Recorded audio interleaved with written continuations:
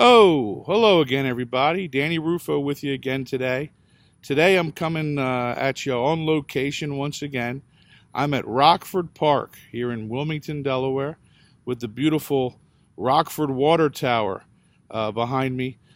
This area, this parkland, was donated to the city of Wilmington by William Bancroft, a late 1800s industrialist. He had several mills along the Brandywine, and this was all his land, which he gave to the Wilmington Park Service, which they developed into parkland. The tower behind me, built in 1901 as a water tower for the water needs of the western Wilmington area. It's a very iconic image of Wilmington, Delaware, the Rockford Tower, built by Italians. 1901, Italian stonemasons started building that tower behind me.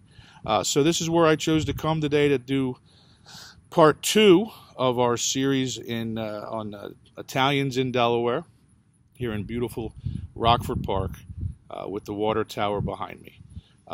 So let's start by talking about the early Italian immigrants, the colonial and early national period. Let me share with you that, along with my normal notes, one of the sources I used, along with my own memory and stories I get from people, I should cite this book, Arriving in Delaware, by Carol Hofhecker. A great book. It was published probably in the early 90s, I believe. So it's still around.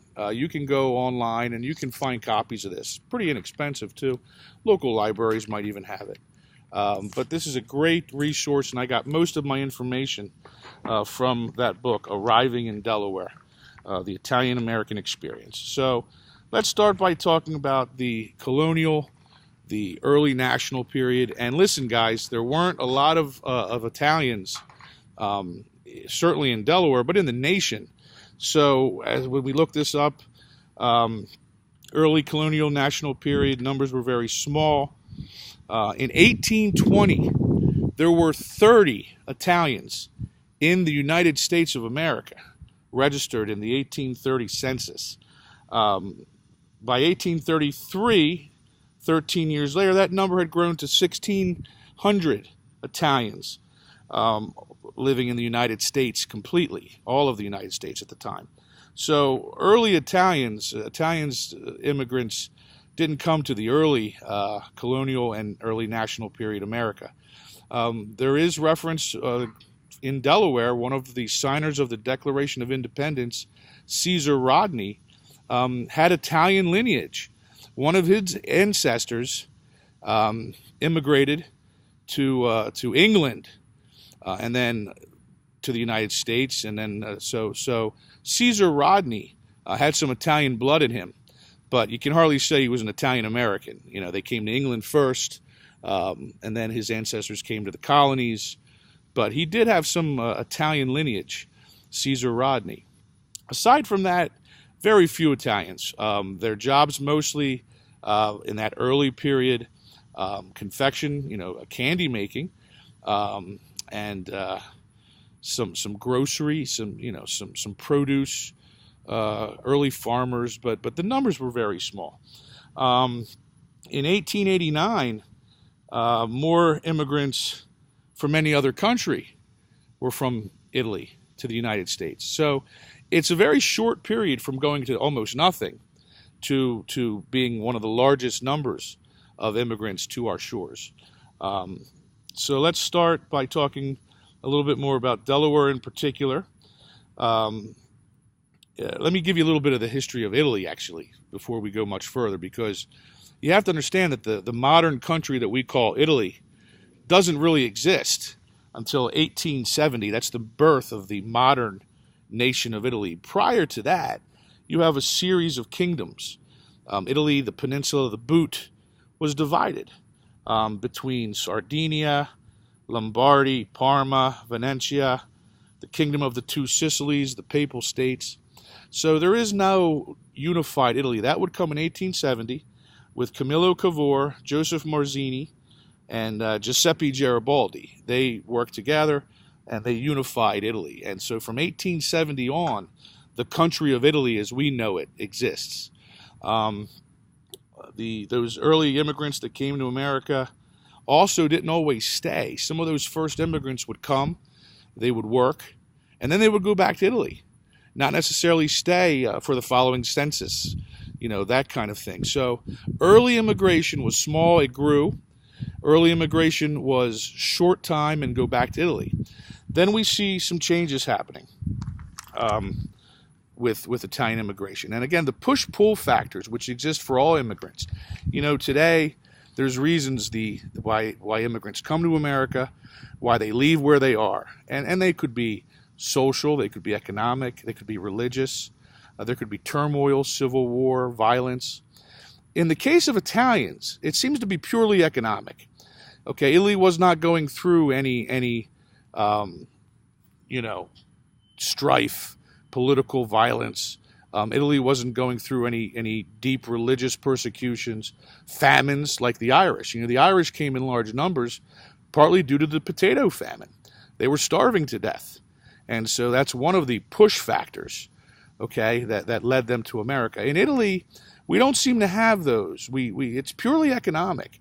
Most of the Italians that came to the United States came here for economic reasons, for a better future, to make money, to better themselves and better their families. So that's a little bit on the push-pull factors for early Italian immigration and a little bit on the early history of Italy. In Delaware, Italians come in small numbers at first, and then the numbers grow and grow, similar to the rest of the nation. You got to remember that Delaware was not a port of entry. New York, certainly Ellis Island, even Boston and Philadelphia were considered ports of entry. The port of Wilmington was not a port of entry for immigrants.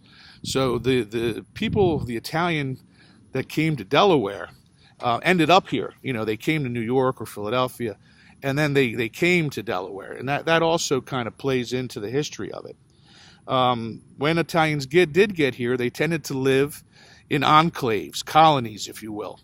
Remember, it's easier to live with people like you, language, customs, it's comfortable to live with your kind. And certainly Italians did that. In the city of Wilmington, there were 8, in really Newcastle County, there were 8 separate Italian enclaves. The first one we call the Hill, and that's where St. Anthony's, the first show where I did the nicknames. And the next show, which I'll focus on, is the Hill. Then there was the Valley, the East Side, and the 11th Street Bridge, also locations within the city of Wilmington that had sizable Italian populations at one time.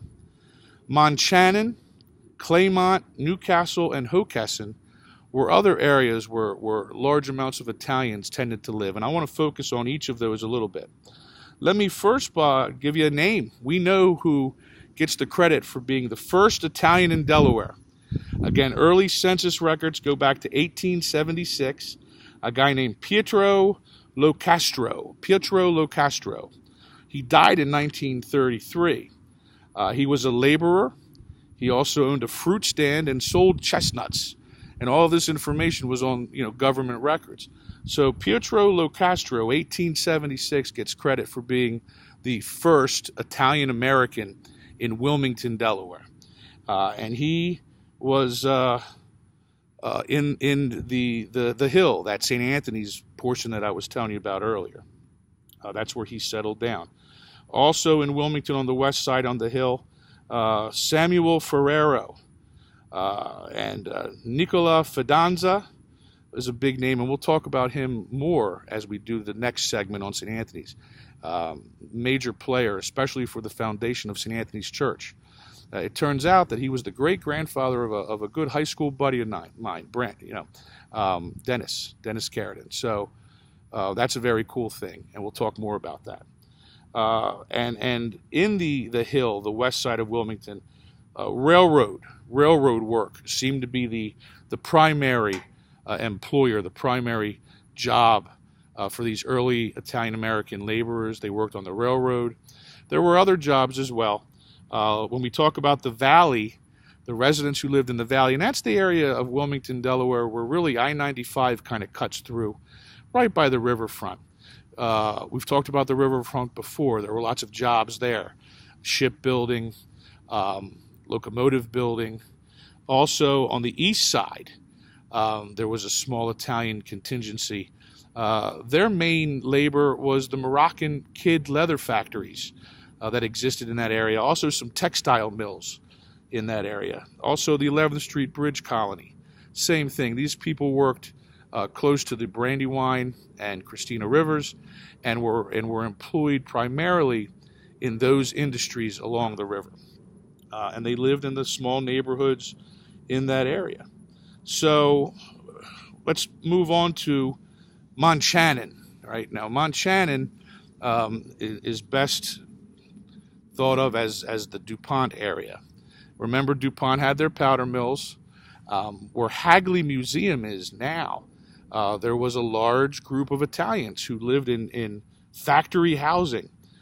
It was called Squirrel Run. There was a small stream, a small creek that ran in the area called Squirrel Run. And that's where they lived. And that Squirrel Run community was mostly Italians working for the DuPont company. Okay, that was another small area where you could find a lot of Italians. In Hockessin, Delaware, not far from Kennett Square, Pennsylvania, the mushroom capital of the world, you have a large number of Italians that settle there. And as you can imagine, mushroom cultivating became their major endeavor. So the Italians who lived in Hockessin grew mushrooms, worked mushroom farms, mushroom area in that corner of Delaware. In Claymont, a small group of Italians lived, and their primary job was working for the Worth Steel Factory. There was a steel factory in Claymont, which has recently been torn down and going to be redeveloped. But it was originally Worth Steel, then it was Phoenix Steel, City Steel. It's had several names, but it's gone today. Those early Italians worked in the steel industry up in Claymont, and again lived in small neighborhoods and kind of stuck together. Newcastle is interesting. Outside of Wilmington, Newcastle has probably the largest group of Italian immigrants coming there. They again worked along the river, different ship industries. They were also worked in a vulcanized rubber and fiber factory that was down in that area. Some railroad work as well. And then later, they worked at the Belanca airfield. Belanca, and I'll talk more about him in a later time, was an early pioneer in aircraft building and had some associations with Charles Lindbergh. It was an early airfield where they built planes, Belanca Airfield, and many Italians worked over there as well. Giovanni Demondi was one example of that. Carlo Marcosi, 1898, one of the first Italians to settle in what today we call Newcastle. Another big job was concrete block making. They had a giant factory where they made concrete blocks, which were used in much of the construction in Delaware and even along other points on the East Coast. So that's what the Italians were doing in Claymont. I think we hit everybody. The Hill will get its own show. The Valley, East Side, and 11th Street Bridge worked along the riverfront primarily. Monchannon was the DuPont, Claymont Steel, Hockessin was mushrooms, and Newcastle a variety of things, railroad, shipping, things of that nature. So the Italian Americans, they came in those early generations. They faced certain animosity. My buddy Mark Alberti told me a story about his grandfather, who came to the United States, was a laborer, lived in a small workers' camp just over the line in Pennsylvania. When World War I came, he was told to leave. He was made to leave the United States, go back to Italy, served in the Italian armed forces, and when World War I was over, he came back and finished his life back in the Wilmington, Delaware area. Of course, language was a barrier, and I'll talk in the next show about how the Italians worked together to kind of get through that. So, early in American history, very small number of Italians. That number begins to grow. It peaks and then begins to decline as well through the early part of the 20th century. Many Italian Americans, my own family came here in the 50s. So My family came in maybe that, we could call it that last wave of Italian immigration. By the time we got here, that first wave had already established themselves. Some of those families had big, different companies, construction companies. You see the names all over some of those early construction companies. That Deladon, others. So the Italians came at first. Some of them just came for work and then would go back. Some of them came and started to stay. They built these communities, and really the last little Italy left really is on the hill in the St. Anthony's community, which I visited earlier and we'll go back to for the next show and give you a little bit more history. But that's how we got here. Different states have different stories. Certainly New York with Ellis Island has its own tales. And if you've ever been down southern port of Manhattan, Mulberry Street, that little Italy is interesting to walk through. And you see old photographs with all the people living in the tenements, the fruit stands, the wagons out in front where people bought and sold things. It was a great history. So Italians in the United States have a lot to be proud of. Italian Americans in Delaware, we have a lot to be proud of too. So thanks for sharing a little bit of time with me here in beautiful Rockford Park in Wilmington, Delaware. The water tower built with the hands of Italian masons in 1901. So summer's moving along. Next week it'll be August. We got a few more shows for you lined up in the summer.